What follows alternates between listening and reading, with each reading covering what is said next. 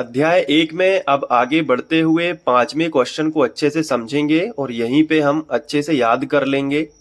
5वां क्वेश्चन क्या है कि रासायनिक अभिक्रिया के दौरान होने वाले परिवर्तन लिखिए।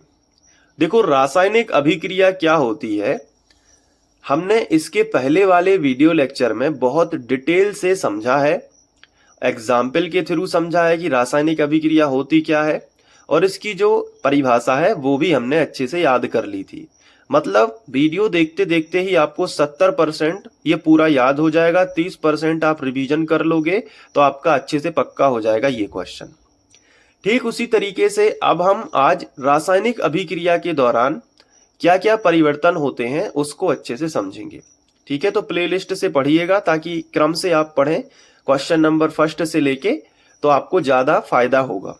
प्लेलिस्ट की लिंक डिस्क्रिप्शन में दे दी है, तो आप प्लेलिस्ट जरूर फॉलो करें। देखो, सबसे पहले हम समझते हैं कि रासायनिक अभिक्रिया जो होती है वो हम उसे क्या समझते हैं। हालांकि हम पढ़ चुके हैं, तो उसी बेस पे आप रिकॉल करिएगा, वापस से दिमाग में लाइएगा कि क्या होती है बताओ रासायनिक अभिक्रिया। तो आप कहोगे कि जब दो पदार्थ आपस में मिलते हैं, दो से अधिक भी मिल सकते हैं, और एक नए गुणधर्म वाला पदार्थ बनाते हैं। जैसे एक पदार्थ होता है हाइड्रोजन, ठीक है, उसी के एग्जाम्पल से समझाऊंगा ताकि आप कनेक्ट कर लें, फिर एक और एग्जाम्पल लेंगे। तो जैसे एक पदार्थ है हाइड्रोजन, ठीक है, और दूसरा पदार्थ क्या है, ऑक्सीजन। ये दो अलग अलग पदार्थ हैं, ये अलग अलग गैसें हैं,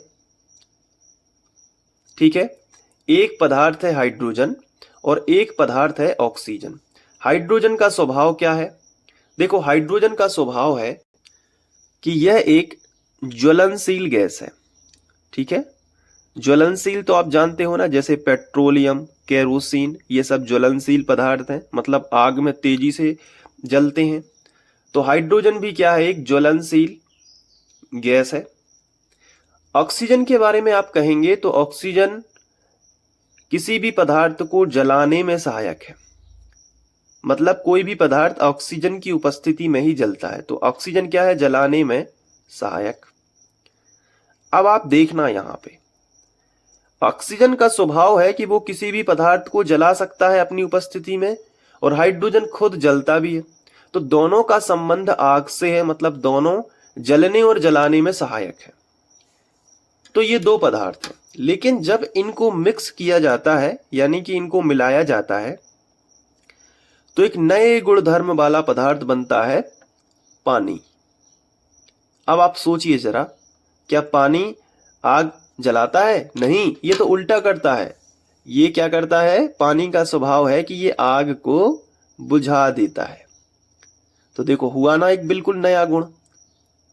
जिनसे मिलके वो बना है वो तो आग को सपोर्ट कर रहे हैं, यानी एक जलाता है तो एक जलने में सहायक है, एक मतलब एक ज्वलनशील है, एक जलाने में सहायक है। लेकिन उनसे जो पदार्थ बना है वो आग बुझा देता है। तो हुआ ना एक नए गुणधर्म वाला। तो रासायनिक अभिक्रिया के दौरान क्या परिवर्तन होते हैं? यही तो परिवर्तन हुआ कि नए बने पदार्थ का पूरा स्वभाव ही बदल जाता है। तो देखो, रासायनिक अभिक्रिया के दौरान जो भी पदार्थ बनेगा उसमें दो तीन चीजें चेंज होती हैं। पहला हो जाता है स्वाद। अब स्वाद के आधार पर रंग, गंध, ये सब चेंज हो सकते हैं।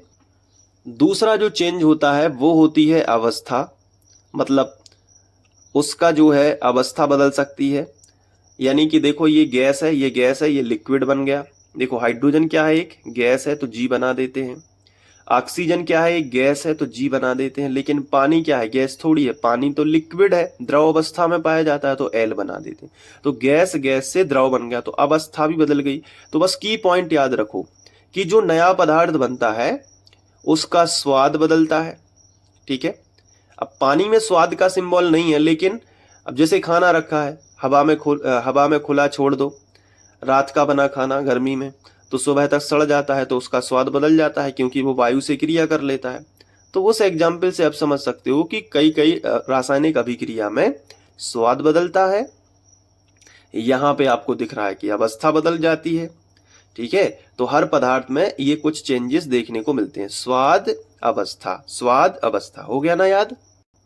और कभी कभी टेम्परेचर भी जो है वो बदल जाता है, यानी ताप भी बदलता है। ताप यानी कि अगर नया पदार्थ बनेगा तो हो सकता है बिल्कुल ठंडा बने या इन दोनों की तुलना में गर्म बने। ये भी तो कई अभिक्रियाएं हैं केमिस्ट्री के अंदर जिसमें ताप भी चेंज होता है। ऊष्माशोषी अभिक्रियाएं हैं, है ना। तो ऐसी चीजें हैं। तो ऊष्माक्षेपी अभिक्रियाएं, ऊष्माशोषी आपने ये पढ़ा होगा। और कई रासायनिक अभिक्रियाएं होती हैं जिनमें गैस का भी उत्सर्जन हो जाता है, यानी गैसें भी निकलने लगती हैं। बड़ी बड़ी जो फैक्ट्रियां होती हैं जहाँ पे कई चीज़ें बनाई जाती हैं तो वहाँ पे गैस, टेम्परेचर, ये सब चीज़ें रहती हैं। तो वहाँ पे आप इस चीज़ को समझ सकते हो। जैसे मैं आपको बता देता हूँ कि अगर हम सफ़ेदी करते हैं ना घर में जब, तो कलई के अंदर पानी डालते हैं, तो जो कलई आती है ना पोतने के लिए, तो उसमें पानी डालते हैं तो वो मटका गर्म हो जाता है। तो वहां पे हम कह सकते हैं कि टेम्परेचर भी बढ़ा और उसमें क्लोरीन गैस निकलती है। तो वो भी एक प्रकार की रासायनिक अभिक्रिया का ही उदाहरण है। तो की पॉइंट बस याद रखो, स्वाद, अवस्था, ताप और गैस का उत्सर्जन। स्वाद, अवस्था, ताप और गैस का उत्सर्जन हो गया ना याद। स्वाद, अवस्था, ताप और गैस का उत्सर्जन। रासायनिक अभिक्रिया में यही परिवर्तन होते हैं। कोई भी रासायनिक अभिक्रिया हो, दुनिया की कोई भी रासायनिक अभिक्रिया हो, उसमें मुख्य रूप से ये 4 परिवर्तन होते हैं। नए बने पदार्थ का स्वाद बदल सकता है, अवस्था बदल सकती है, ताप बदल सकता है या फिर गैस का उत्सर्जन हो सकता है। उत्सर्जन या अवशोषण, अगर डीपली जाओ तो अवशोषण भी हो सकता है। तो उत्सर्जन या फिर अवशोषण। तो देखो यही सब कुछ लिखा हुआ है, तो आपको जल्दी याद हो जाएगा। देखिए की पॉइंट समझिए। किसी भी रासायनिक, देखो अच्छे से लिखना है एग्जाम में, ऐसे लिखना है, किसी भी रासायनिक परिवर्तन के दौरान निम्न परिवर्तन हो सकते हैं। पहला, नए बने पदार्थ का स्वाद बदल जाता है। इस चीज को अंडरलाइन करिए, नए बने पदार्थ का स्वाद बदल जाता है।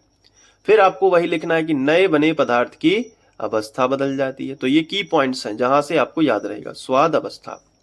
फिर नए बने पदार्थ का ताप बदल जाता है, तो ये भी आपको ध्यान रखना है। और अभिक्रिया के दौरान गैस का उत्सर्जन। तो की पॉइंट्स के आधार पे आप पूरा आंसर लिख सकते हो। तो याद हो गया कि नहीं। तो रासायनिक अभिक्रिया के दौरान क्या क्या परिवर्तन होते हैं वो हमने आज के वीडियो में डिस्कस करे। तो अगला वीडियो आपको प्लेलिस्ट में मिलेगा, नीचे डिस्क्रिप्शन में लिंक है। तो 6वें क्वेश्चन पे हम आगे बढ़ेंगे, रासायनिक समीकरण होता क्या है इसको पढ़ेंगे। तो मिलते हैं नेक्स्ट वीडियो में, तब तक के लिए अपना ध्यान रखना और अच्छे से पढ़ाई करते रहना। Thank you.